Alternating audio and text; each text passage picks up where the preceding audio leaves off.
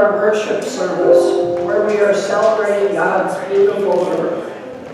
This Friday, April 19th at 7 p.m., the Crow River Singers will be having their spring concert here in our sanctuary. They will perform songs of love, loss, and transformation. Joellen Kimball will be joining them with her violin. George Smith will be singing and playing the guitar, and Kurt Ledbury will be singing also. Next Sunday, Mary Filing will lead worship with her service of Keep the Lights On. Then following worship, our council will meet. Everyone is invited to stay for the meeting. Are there any announcements from the floor? If you have flowers up here you would like to take home today, please do that. And I have a list here in case you forgot what you ordered. I just want to tell you that. And I'm going to be putting in the coffee order this week, so if you want to order coffee with us, it's in the back and I'll deal with you after. If you would like to contribute to all the great missions of New Journey, drop your offering in the plates and back of the sanctuary. It is you who make our buildings, mission, and events happen with your generosity. Now sit back, take a deep breath, and listen to our bells as they start our worship service.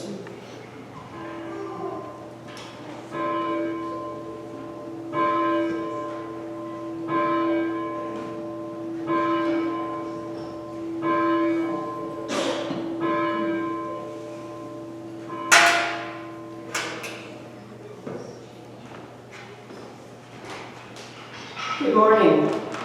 Morning. So we're going to begin this morning, and I thought this was going to be a great, fun song to begin with because I thought everybody who was at least my age or older would know it, and now I'm finding out nobody knows it. But, you know, I've been singing it literally since I was a child because it was written, I think, in 1968, perhaps. So if you know it, please sing loudly. And join me.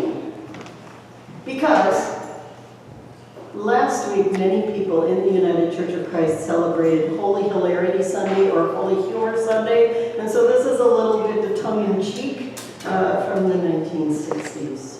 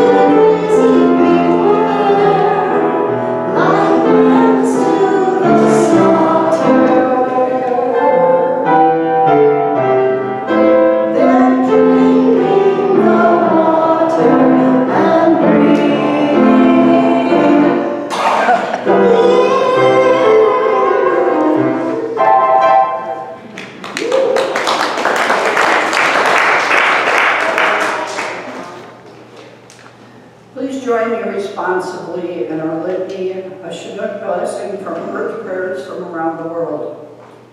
We call upon the earth, our planet home, with its beautiful depths and soaring heights, its vitality and abundance of life. And together we ask that it teach us and show us the way. We call upon the mountains, the Cascades and the Olympics, the high green valleys and meadows filled with wildflowers, the snows that never melt, the summits of intense silence, and we ask that they Teach us and show us the way. We call upon the waters that rim the earth, horizon to horizon, that flow in our rivers and streams, that fall upon our gardens and fields, and we ask that they Teach us and show us the way. We call upon the land which grows our food, the nurturing soil, the fertile fields, the abundant gardens and orchards, and we ask that they Teach us and show us the way. We call upon the forests, the great trees reaching strong into the sky with the earth as their roots, and the heavens in their branches, the fir and the pine and the cedar, and we ask them to Teach us and show us the way. We call upon the creatures of the fields and forests and the seas, our brothers and sisters, the wolves and deer, the eagles and dove, the great whales and the dolphin, the beautiful orca and salmon who share our northwest home, and we ask them to Teach us and show us the way. We call upon all those who have lived on this earth, our ancestors and our friends, who dreamed the best for the future generations, and upon whose lives our lives are built. And with thanksgiving, we call upon them to Teach us and show us the way. And lastly, we call upon all that we hold most sacred, the presence and power of the Great Spirit of love and truth, which flows through all the universe, to be with us too. Teach us, show us the way.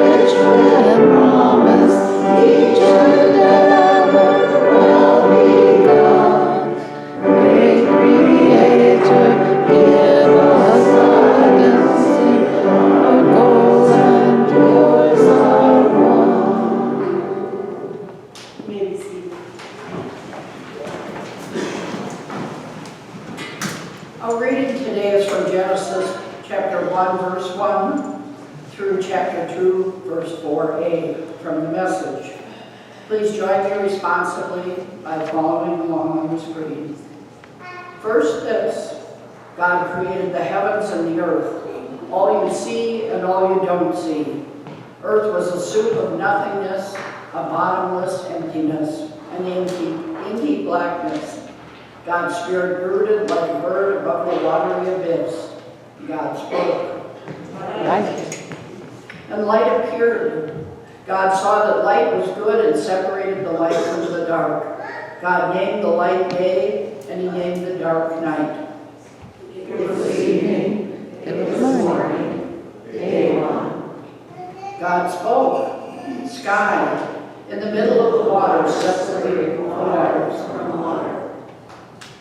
God made sky. He separated the water under the sky from the water above the sky. And there it was. He named the sky the heavens. It was evening, it was morning, day two. God spoke. Separate water beneath heaven, gather into one place, land appear. And there it was. God named the land earth. He named the pooled water ocean, and God saw that it was good. God spoke. Earth, green up, grow all varieties of seed-bearing plants, every sort of fruit-bearing tree. And there it was. The earth produced green seed-bearing plants, all varieties, and fruit-bearing trees of all sorts. God saw that it was good. It was evening, it was morning, day three. God spoke. Lights come out, shine in the sky, separate day from night, mark seasons and days and years. Lights in the sky, to give light to the earth. And there it was. God made two big lights, the larger one to take charge of day, and the smaller one to be in charge of night. And he made the stars. God placed them in the heavenly sky to light up earth and oversee day and night, to separate light and dark. God saw that it was good. It was evening, it was morning, day four. God spoke. Swarm ocean with fish and all sea life. Birds fly through the sky over earth. God created the huge whales, all the swarms of life in the waters, and every kind and species of flying bird. God saw that it was good. God blessed them. Prosper, reproduce, fill oceans. Birds reproduce on earth. It was evening, it was morning, day five. God spoke. Earth, generate life, every sort and kind, cattle and reptiles and wild animals, all kinds. And there it was, wild animals of every kind, cattle of all kinds, every sort of reptile and bug. God saw that it was good. God spoke. Let's make human beings in our image, make them reflecting our nature, so they can be responsible for the fish in the sea, the birds in the air, the cattle, and yes, the earth itself, and every animal that moves on the face of the earth. God created human beings. God created them godlike, reflecting God's nature. Created them male and female, and God blessed them. Prosper, reproduce, fill the earth, take charge, be responsible for fish in the sea and birds in the air, for every living thing that moves on the face of the earth. Then God said, I've given you every sort of seed-bearing plant on earth, and every kind of fruit-bearing tree, giving them to you for food. To all animals and all birds, and everything that moves and breathes, I give whatever grows out of the ground for food. and there it was. God looked over everything he had made, and it was so good. So very good. It was evening, it was morning, day 6. Heaven and earth were finished down to the last detail. By the 7th day, God had finished their work. On the 7th day, God rested from all their work. God blessed the 7th day. God made it a holy day, because on that day, God rested from work. All the creating God had done. This is the story of how it all started, of heaven and earth and when they were created.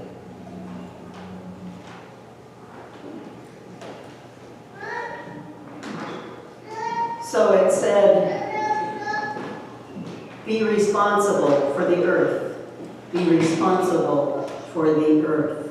And so every year we try to honor this time around Earth Day by talking about how ways that we can be responsible for creation, for God's creation, for good God-given stewardship of this land.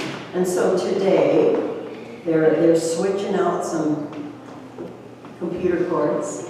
But today we have with us Cassandra Michaels, Michaels from Creekside Soils here in town, and she's going to talk a little bit about what they do to care for our earth and to take some of our garbage and put it back where it belongs.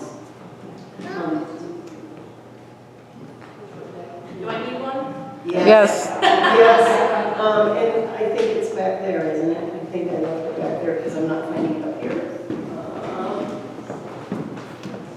Or we can give you a handout.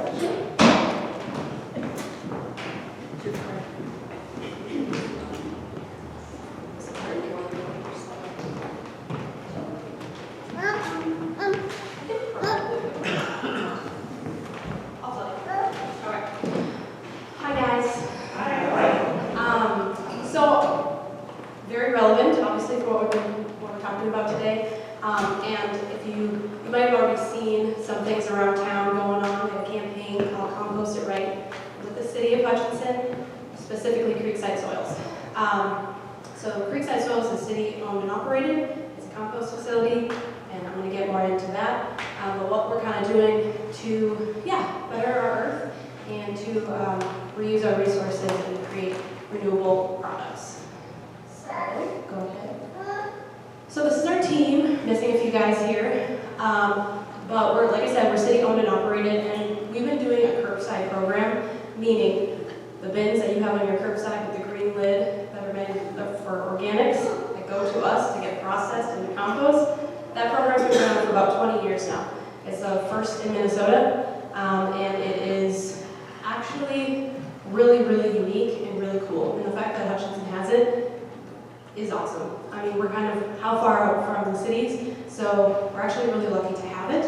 And I think it just hasn't been talked about enough, and people don't realize what should go in that cart and where it goes and when it gets to where it goes, how it's processed and why we do it. So that's kind of what I'm going to go over today.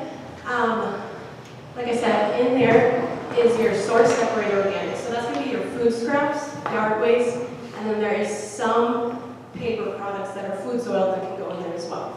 And then on site we do concrete asphalt waste, and that goes and gets processed properly and it gets sold and whatnot. And then we also bale the product there at the facility. A lot of places, they might be processing it, but they're not actually baking it and selling it. So we're doing everything right here in Hutchinson. This is some of our products. Not here to sell products or do anything like that. Just showing you the array of things that we do. And then it's all done right here in your community, which is super cool. And like I said, we make compost and we do mulch with all of the yard waste. So you have your curbside bins, but people all throughout McLeod County can also bring in yard waste and just drop it off. And then that all gets processed and made into mulch so that people can continue to use that product instead of it just going to the landfill. Like I said, I kind of touched on profits. Generated obviously keep us afloat. We're sustainable as a city facility and it's an operation, but a lot of the money actually goes right back into our community and goes to pay for some playgrounds and upgrades and community services. So us doing our part just by using your curbside carts and doing it properly is actually adding money right back into your city. I won't get super in depth, we don't have a whole science lesson today, but I just think it's important to talk about the actual compost cycle so you know what I mean when I'm talking about compost. A lot of people think compost is just dirt. It's actually not soil, it's a soil amendment. And it's made up of a few different things. So you got your browns, you got your dead leaves, your sticks, things that were living but are now dead. And then you have your greens, which is like your grass clippings, your food scraps, coffee grounds, all of that. That stuff that has a little bit more nutrients still in it. And then you add water.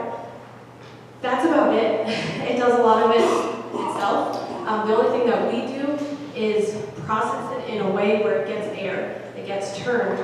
A lot of people think that they're like, well, let's just throw my food scraps and any yard waste and anything like that. Just if you throw it away, it'll go to the landfill and it'll break down there. So what's the difference? It's actually a huge difference.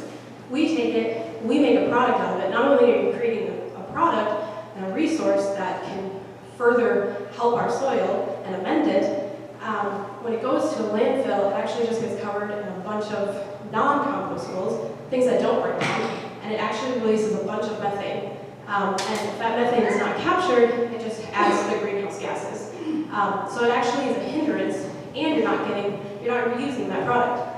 We might as well reuse it. So that's what we do. Some of the benefits, like I said, it's a soil amendment. So it's going to add a bunch of beneficial microorganisms. A lot of people think that we add a whole bunch of heat to cook up this compost. That's the furthest from the truth. The microorganisms are actually the ones that are heating it up. They're doing all the work. They're breaking it down. And then you're left with a substance that is very soil-like. It leads to less erosion for when you add it to soil. And like I said, I talked about the reducing the methane emissions, which is actually a really big thing, and it lowers your carbon footprint. It also can, because of all the beneficial microorganisms in it, it can actually suppress a lot of pests without using any pesticides and that kind of stuff, which we don't really want more of, especially in the food that we eat. Other city benefits and resident benefits. If you think about it as a resident, if you're putting less in your trash, you can have a smaller trash cart, right? If you don't need that room in your trash, you have a smaller one, you can put a lot of your stuff that is organic into a compost bin, which you're not paying for, so it'll save you money. Also, it saves us money. If we get product from your guys' curbside carts, in your organic carts, and they're not organic, we have to get that out somehow, and we end up paying a tip fee. Also, tip fees going to a landfill are more expensive than how we process. At the end of the day, there's 5 different areas where it saves the city money to just be collecting this, and it's just so much better for our environment. So what can you put in there? Let's talk about that. So when it comes to food scraps, that of course that's your banana peels and your eggshells and the tops of your onion. You cut that out. All those scraps, but also food waste just happens. You make too much, you have leftovers, nobody ate it, it can go right in there. You've kept something in the freezer too long and it's outdated and you can't use it anymore. It can go in there outside of its packaging. And then on top of it, you have things like pizza boxes that are food soil. So they're greasy, they are cardboard, so paper, and they can't be recycled because they are greasy. Now they can go to us and those will break down. And then you have your yard waste, which around here we have a lot. There's a lot of people who have quite a big yards, big spaces, and we can put that in there as well. And then you're also going to hear things like you put your food scraps in there and your yard waste, and then also certified compostable products. But what does that really mean? So there are a lot of these products out there that are certified, but they have to be BPI certified, and that just means that they're going to break down in our process in a commercially commercial process. They've been certified, so we know that they will. So you'll see things at the store that say biodegradable or green, and that's just greenwashing. It's trying to get you to buy their product and use it. And it might break down faster than like a plastic utensil or something, but it won't break down in our process. It has to be BPI certified. So that's why the city provides bags for people to use for their residential, for collecting food scraps. By the way, we are changing the bag. If anyone comes and gets bags from us, we are changing to a smaller bag. And then we'll also be handing out these kitchen bins, and we're really hoping that encourages people to A, not be contaminating. Don't put things in there, because our current bins are huge. Don't be putting things in there that shouldn't be. Also, to make it more convenient. This fits on your counter, it goes under your sink, super, super convenient. And I'm going to be completely honest, it's just me and my husband currently. And we filled one of these this weekend. We made, I don't know if I can say anything we made, but we made breakfast and lunch yesterday, and today he's making chili. We're going to have a lot of food scraps. This thing's going to be full. If I wasn't using this, I would be putting it right in my trash, and we would lose all of those food scraps. So we're going to do that. And then, and our next pickup event is May 6th through 8th. You can find all of this stuff on our website, but this is where you pick the bags and the bins, so you can do this at home as well. Yeah, it's going to be good. And then, so let's talk about what you can't put in there. Anything plastic. Plastic does not belong in there. I think, I don't work for McLeod County. McLeod County is like who takes care of their recycling program, but I think it's important for me to kind of educate and talk about a bit what plastics you can recycle and then what plastic needs to go in your trash. So I do have some pamphlets if anyone wants one. But McLeod County, they accept number 1, number 2, and number 5 for plastic. Those ones should go in your recycling, your tan lid bin. The rest of plastic, if it's film plastic, I mean, we can get really into this, but if it's film plastic, it needs to go in your trash other than like grocery bags, those you can bring back to the store. There's other ways to recycle them. Overall rule for what we should learn today is just that we don't accept any plastic. No plastic should go in your curbside organic bin, the green lid one. If it does, it ends up in our material, and through processing, even as much as we try to get it out, it just breaks into micro, tiny plastic, and we cannot use that material. We try to use it because we want to use all the material we possibly can, but we can't sell it. So it doesn't go back to the community, we don't make a profit off of it. Essentially, it's unusable. So any plastic that gets in there is a big no-no, especially with class 2. That's actually just dangerous for everyone involved, and breaks into tiny little pieces as well. A lot of people think pet waste can go in there. Here to tell you, it can't, I'm sorry, that has to go in your trash. Although it's organic, if the compost produced from this material is used for like vegetation consumption, it poses health risks. So, no pet waste. Obviously construction materials, rocks, really, really big, like big wood waste, we'll take it, you just have to drop it off. If it's it can't go in your bin because it is processed separately from our yard waste, if that makes sense, our big yard waste. And then another big one is just cardboard in general. Everyone has this idea that any paper, any cardboard, it'll break down. And although you're not 100% wrong, a lot of it is coated, and it will not break down in our process or fast enough, and it should just be recycled, honestly. And we also get like big cardboard boxes, right? And like these plain cardboard boxes that are not coated. Obviously the problem isn't the coating, it's the labels and the tape and the stuff that people do not remove, and they're just too big. They just don't break down like they should in our process. They should be recycled. They can go right in your recycling, so you should just be doing that instead. So cardboard paper, mail, magazines, newspaper, unless you're using newspaper to like, some newspaper can go on our site if you're using it as like a catch-all for food scraps or anything like that, that's fine. But all of that should just go into recycling. I don't know if these videos will work. Last time okay, so what happens, this is where it comes, guys. It's picked up from your curbside, and it comes straight to us on a tipping floor, and we have to sort through that. And we don't get everything out. And so it does end up in the process. So if we have contamination in there, it ends up in the product. It's just us. And we do have a bit of contamination issue. Obviously why I'm here. And I think it's just important for us all to talk about that we even have this program, because it's really cool. Yeah, it's pretty slow. I'll check that out. And then just kind of getting into the process a little bit. Once it's at the tipping floor, it goes through this sorting line. It goes all the way up the sorting line and into that drum at the end. That's where we add like water and wood chips to like a perfect kind of recipe, depending on what the load looks like, so that it has the moisture it needs and the right contents for it to break down properly. Then it's put in vessels, and they sit. This material is sitting here for about 21 days, 3 weeks, and then. That's just it going in there. You could go to the next one. And then we put them in windrows out on a pad. As you can see, as the organic materials started breaking down more after those 3 weeks, the contamination is evident. You can see it. You can see what's not supposed to be in there.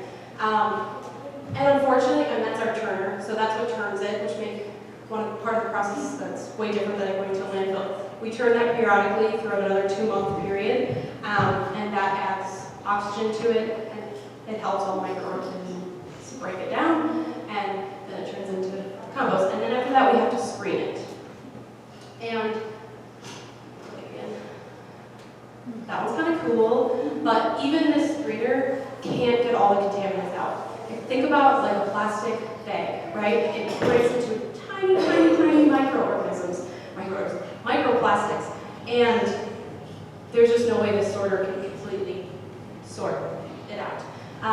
But what should initially happen is on one side you have all of your overs on this side, which are things we don't want, and then you have all your good compost on that side, and it should be clean. Like I said, it's not clean with our curbside material because of contamination.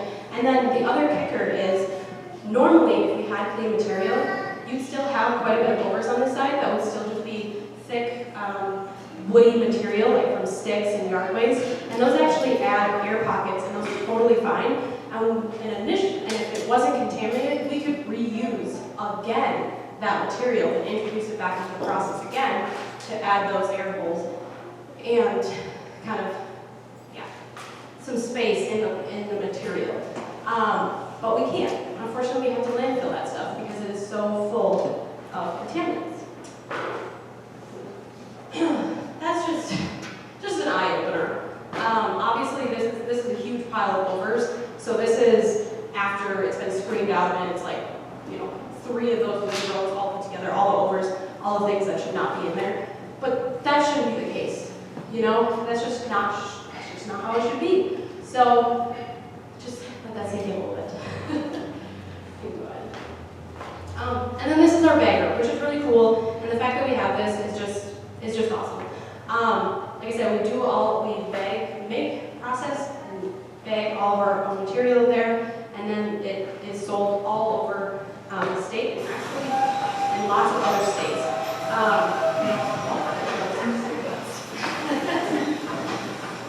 If you don't get to see it in person, it's like nice to see a little video of it. It exists here in town, and these big, bags come on this roll, and it literally makes the bag, seals the bag, and then puts it on pallets perfectly for transporting. And like I said, they're all over. If you go to most hardware stores around the area, you'll see Creekside stuff, and that's made right here. Okay, so this, I just like to give visuals because I can talk all day about what goes in there, what doesn't, but I think visuals help a lot. So you have over here your greasy pizza box, the inside of a paper towel roll, and a white paper plate. Those flimsy ones, if you put any food on it, they'll all fall off. They're worthless. Well, that's what can go in there. When it comes to the coated paper plates, those can't. Those aren't coated. They're coated in a plastic. They have that, and that's why they are a little bit more sturdy. We find those constantly. Although they're not like the worst of our problems, the plastic is, while I'm educating, those kind of plates are not compostable. So the white plain paper plates are, but the coated ones are not. And then pizza boxes, you have your to-go cups, Nova or something. Although they seem paper, they're coated, and they are not compostable. And I think a lot of people think to themselves, like, well, what can I put in there then? And at the end of the day, it's not on us. A lot of these places are making and producing this packaging, this material, and we have to talk to people, our Congress people, I don't know, people, councilmen, to change these things. Because, and there actually is a few bills put in place in Minnesota, we'll see if that happens. But all that stuff, those are one-time use, they have to go in the trash. Except for like pizza box, or hot boxes, that kind of stuff, that coated cardboard, that can all be recycled. I think a lot of people just like want it to really badly to be able to be compostable, but just put it in your recycle. And then same with obviously all this, the cans, more cardboard boxes. We find just like full bags of trash. I don't know if people are thinking that this is another trash cart to use. It's not. It comes to us and we have to deal with it. So yes, all the cardboard, cans, glass, recyclables. This is another one. Film plastic is hard. Most of that has to go in the trash. You have like a freezer bag of like frozen fruit or something. That has to go in the trash. It's not recyclable. Definitely not compostable. So those need to go there. A lot of people just are wish recycling. They want these things to be reused. And I do too. I totally get that. But once they end up at our place, they're not. So we have to send them to the landfill. All your cartons and stuff, those are made of paper, and as much as you think like, oh, this might break down, it'll take a long time for it to break down, but they can be recycled, and they're recycled very easily, so just put them in your recycling cart. Styrofoam containers, get those from a takeout place. Nobody can take those are just trash. Okay, here's some resources to help you guys. I brought some today. We made it like a guide to organics cart, so if you have one at home and you don't have a guide yet, it's only 6 pages. That seems like really long, but it's not. It's super concise, and it's really helpful of what you can put in there and why we're doing it, and even how the process works. We have our website on the city page. I created a Facebook. Please join it. It's called Compost It Right. Be a follower. I just do tips on how to do this right, and if there's any updates that are with the program, like how we're changing the bag size. You'll also get that in your utilities, so you'll know about that. But another reason I'm here too is the church itself has organics in here. And I hear you guys do some like luncheons and some things where you have some food waste. I just want you to take what you're kind of learning today and utilize that when you're using your cart here too. We'd like to get more places like churches and businesses and schools and everything involved in having a cart as well. But the only way we can do that is if people do it right and there isn't a bunch of contamination. We have to clean up what we have just residentially right now before we get more people involved. But I love that you guys are passionate about it and that you guys want to have one. Obviously, you have probably a lot of yard waste here, so it will be food scraps that you can be putting in there. So any food waste, that kind of stuff. If you buy products that you want to just be able to toss right in there, like I said, it has to be those plain white paper plates or compostable utensils and bowls and all that kind of stuff, which is very readily available. Just make sure it has the BPI logo on it. I also send out newsletters. You can sign up for that on the city website. I think I kind of went over this enough. I feel like it's important, even though this is not my job to talk about recycling or anything like that, it's important for people, because we are getting so much recycled material, or supposed to be recycled material, that you know what goes in there. So like I said, I have some pamphlets and stuff if you're curious about what should actually be in your recycling, and then what goes in trash. And then I have other on there because we also in town have an environmental services building. They're awesome. You have paint, hazardous waste of a lot of sorts. They take it. A lot of stuff is free of charge. They have an app as well. That's what I have that QR code there for. And their app is super cool, and we're on it as well. You type in a product, like you can type in, I feel like you should know this, but type in aluminum can. It'll tell you which cart to put it in. and it'll tell you what things are organic, what's not, all of that. And then it tells you what things to put on your carts if you ever forget. So that's nice. This is what their guide looks like for recycling. And they just, the reason I'm kind of showing this too is because they just put this out when I don't know, a couple months ago. And I know that the plastic thing is a change. A lot of people were like, for the longest time, questions they were saying, number 1 through 7 can be recycled. I don't know why they were saying that for so long, because for the longest time it's 1, 2, and 5. So that is updated on there now, so if you need to know that, there are resources for recycling as well. This is just a little plug. So part of kind of my grant project that I'm working on too with the city is we're doing a garden plot down by the depot where the farmers market is held. And one side is going to be, it's going to be planted identical, 2 sides. One is going to be amended with compost, and one side is not. And it's just going to be a demonstration to show you like how well common garden plants grow when you amend it with clean compost. And that will be happening this summer. That's it. Does anyone have any questions? Yeah. You mentioned concrete and asphalt. I assume that's crushed up then? Yes. So do you deliver it or we have to come and get it? I don't know. That's like out of my forte a little bit. I do know that we have it and that people can purchase it from Creekside, but I'm pretty sure that you have to come get it. I'm pretty positive. I'm actually the one Creekside person that doesn't work at Creekside. I work at the city center just because it's important for me.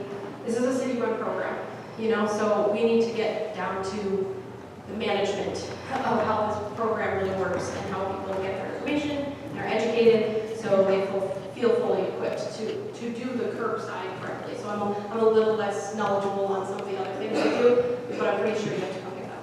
Thank you. Yeah. Any other questions? I have a question, just kind of a newbie compost question. Yeah. Does it have a smell to it? Because I would love to use compost, but here's my fear. If it has a smell, I think I'm going to be washing it off my dogs like 24/7. So be rolling in it. Is it? No. Does it just? Once it's fully done, it's literally like if you have a bag of compost and you're dumping it on your garden, just like to amend it, it'll smell pretty much just like dirt. Okay. And this is, I know this isn't your question, but collecting the food scraps, I have one of those bins. We put it sounds weird, but I don't have a lot of them under our sink or on our counters. I put it on top of our fridge. It does not smell. It has a cover, and we take it out regularly enough, it doesn't smell. I think everyone is so like, oh, I don't want to do that. But if you already think about it, you're already putting those food scraps in your trash, and your trash smells. Now it's just separated into its own little bin. It doesn't smell. And every now and then we rinse out the bin, but if that's a worry for anyone to get started collecting food scraps. Anyone else?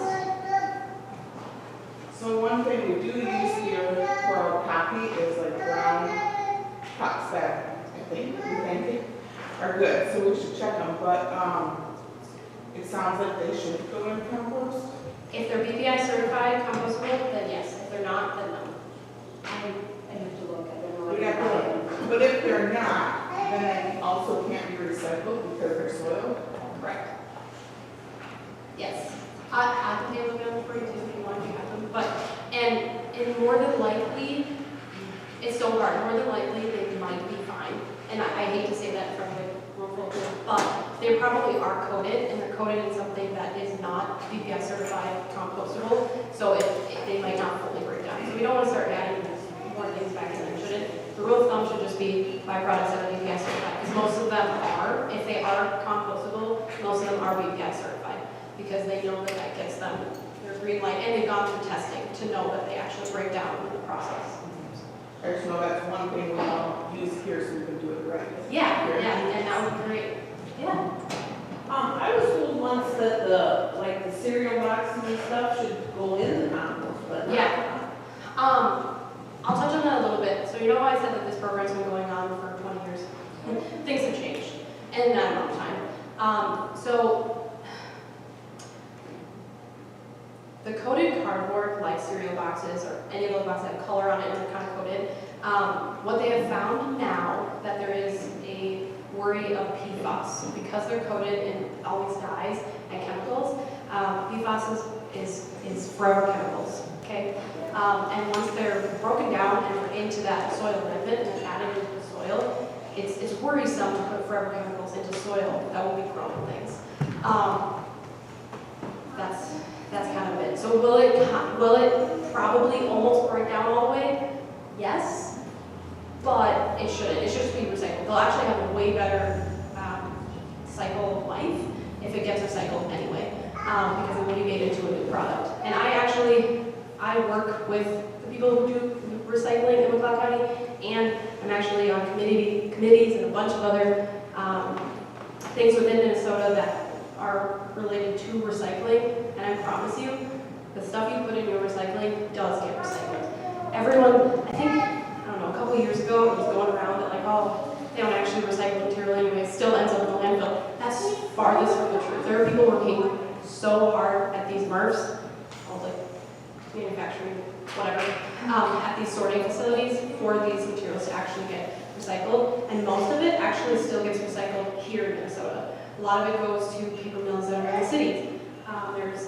There's a really big glass manufacturers in Shakopee, and that's where a lot of the glass goes. So a lot of it's staying right here, it's not getting shipped all over the place, and it's getting recycled. So, to answer your question, all that should just go to recycling. Any paper, mail, magazines, box board, cardboard, all of that easily recyclable. So, has been like that. When will we get these containers? Yes. So, like I said, we're switching to the smaller bag size. So we do pickup events, and we've always done pickup events for quite a long time at the McLeod County Fairgrounds. The next pickup event is May 6th to the 8th from 4 to 8, and then the 11th from 9 to 3. Like I said, if you get your utilities in the mail, you'll get a paper form that explains this. If you get your utilities in the email form, there'll be a link on the bottom of that email with the form, and that'll explain everything, why we're switching. Honestly, it's just to make it easier for you guys and also to lower contamination. And then you have to come to that pickup event, those dates I just said, to get those bins. We ordered enough that I don't think we're going to run out this first round, but it is until supplies last. We will buy more if people are still interested in getting these bins. We want to provide them to make it easier to do them, so we will continue purchasing them. But we will only be giving those out at that event, just to make it easier for everyone involved. So how big are the smaller bags? Because I already have one. Yeah, they're 2.5 gallon. Yep, so it's like, yeah, if you already have like a kitchen kind of bin, it'll fit that, because they're made for that. Yeah, the ones we have right now are huge. So like I've been using them in my little kitchen bin, and I just tie off the side, and like, it's cumbersome and it's too big. We don't need it. So I think this will make it easier. And you'll get more bags actually, because there's more on the roll. And so we'll actually only be doing paper events 2 times a year instead of 3, just to make it easier, A, for everyone, and you'll be getting more bags at each event. So yeah, should be a good change. I always see these photographs of little children in other countries going through garbage to find stuff. Has any of our garbage being sent to another country? No. No. And electronic equipment, I think, is what they send to China, or are you aware of this? I mean, not that I know of. I do know that I have spent some time at our actual recycling facility here, and I know where a lot of that material goes. I obviously don't know where everything goes, but I very highly doubt that. I was interested that it's all automated here. I saw no human, it wasn't like doing the dishes by hand. There was nobody looking, oh, I think I'll take that bottle out of there. It's all automated, right? Yeah. It would be really, really inefficient if we didn't, and there was just no way to be completely hands-on. There's actually like no MRFs that are like that. And that's another reason why sorting this stuff is so important, so that it doesn't end up like, if you get a bunch of film plastic at our facility here, it just gets wrapped up in all of the machinery that's trying to sort everything, and it actually ruins it, and you have to stop all machinery to try to rip it out. the same with like plastic twine and stuff from like agriculture, that kind of stuff, that we have programs specifically for that kind of material so that it doesn't end up in our single sort recycling and get the machinery all. So the other thing is, that I found interesting is, when my parents had cows, they ate grass in the pasture. And then my dad put them in the manure spreader, and that was our fertilizer. Yeah, and so I can touch on that a little bit too, because if you're kind of going with like pet waste and like manure, way different. What you're feeding dogs and cats versus what cows eat, completely different. A lot of cats and dogs are being fed dog food, and they have a lot of stuff in it that's, I don't even know, a lot of things in their food that do end up in their waste that cows do not have. Also, they have a way different filtering system through their body, and just completely different. And they can actually carry like more diseases like E. coli and tapeworm and all this stuff that can transfer that cats don't have. Good. Yeah. Manure is good. Use the manure. Yeah. Any other questions? Comments? Concerns? I don't know if we want to go into it right now, but sometime I'd like you to talk about the film, right? You do something about the film plastic recycling. Yes. Well, where I work, they are doing a project on, I would have to get more specifics, but they are doing a collection project of what they call stretchy plastics. So like plastic bags, Ziploc bags that are cleaned out. Like if you had a pallet, I would assume a pallet wrapped in like saran wrap type stuff, like that type of plastics. We're collecting, and if we get, I forget how many thousand pounds of this plastic, it then gets made into a bench, and then the school gets a bench. So I can get more of that specific information, because they too are, only these. Not this other stuff that seems like it could work, only this. Which is probably a lot of the same reasons it doesn't melt down or it doesn't get processed as easily as the other stuff. But each school is able to earn a bench, and I think we still have a long way to go for schools over in that area. And that's maybe something too we could look at doing for our church, like collecting plastics here and making a bench and setting it. I think you can put it wherever, so I mean, it wouldn't even have to be at our church. It could be in a park. So I'll get more information and send that in.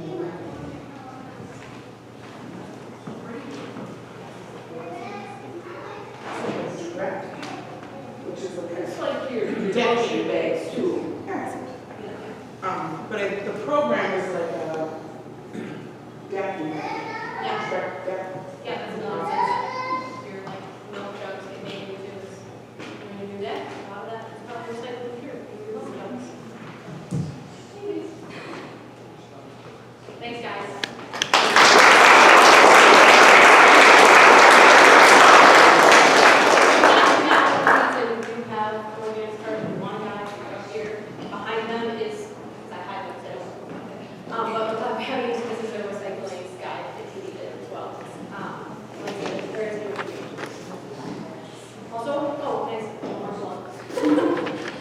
We're also doing a fundraiser. The fundraiser is not for us, obviously the city, we're not raising money for us. We're actually donating compost, and then the Heart of Minnesota Animal Shelter is selling it. I'll be there that day, it's on May 4th in the event center parking lot, and we're selling 20-pound bags. It's just $4 cash if you want to like give your garden a little oomph and support them. Then all those proceeds go to the animal shelter. Next slide. Thank you so much, Cassandra. That was wonderful.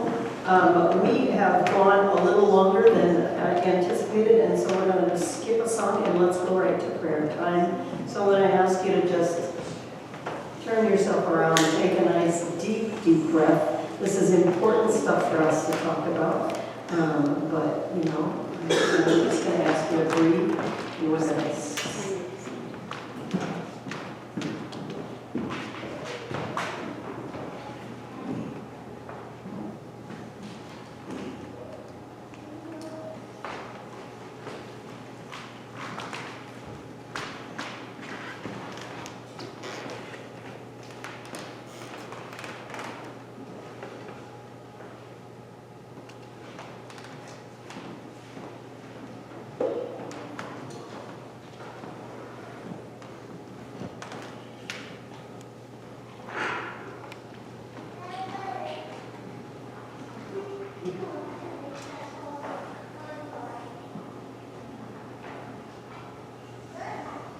Gracious God,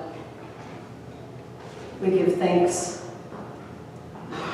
for Cassandra, for the work of our city, for the work of all those who are caring for this earth. Reminding us that the earth is yours. It is not a resource for us to abuse, to waste. And so give us the guidance. And for all of those who are working this, fighting this fight, if you will, or cleaning and renewing and restoring, we hope that they all know we hold you in the light of Christ.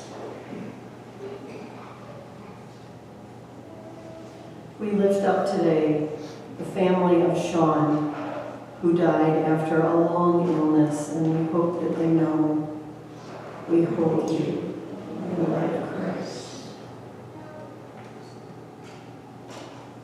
We hold in our prayers those battling with physical and mental illnesses, and we pray for the strength to continue the fight.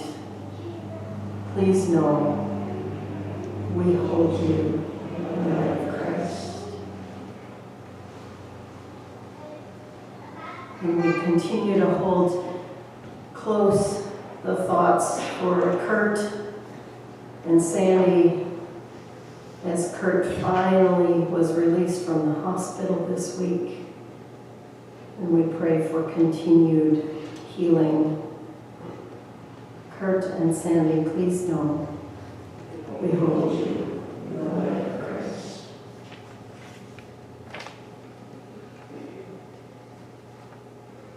Are there any other prayers that need to be lifted this morning?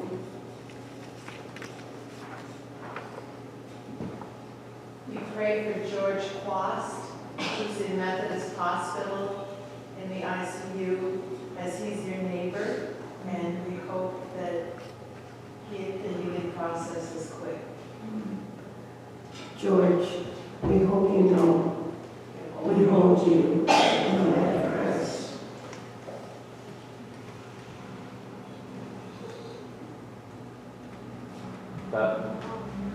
Peace in the Middle East. Prayers for the Middle East.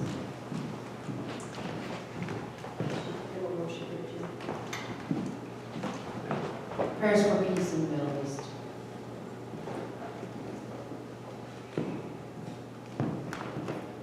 Gracious God, we do watch the news every day, and it seems on the one hand so distant, and on the one hand so painful. And we know that for our neighbors this is not a distant fight. And we know for the people embroiled in this, it is beyond painful, beyond horrific. We pray that your spirit would prevail in all war-torn areas of this world. That hearts would be calmed, resources be shared.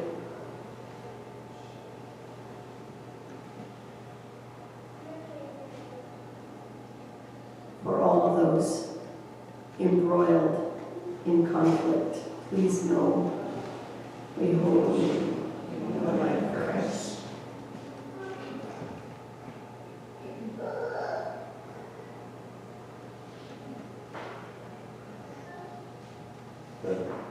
Just pray for the family of Brittany. She's one of my relatives, she was one of my relatives, and lost her battle with addiction last week. Family of Brittany, please know we hold you in the light of Christ.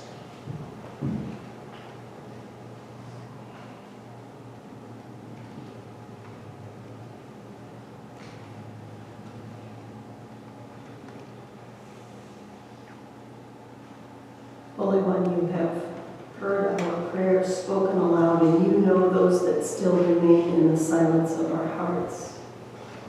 Hear us now as we pray together. Creator of all that is, hallowed be thy name. Thy kingdom come, thy will be done, on earth as it is in heaven. Give us this day our daily bread, and forgive us our debts. And lead us not into temptation, but deliver us from evil. For thine is the kingdom, and the power, and the glory forever. Amen. If you please stand and let's sing together. We're not skipping this one.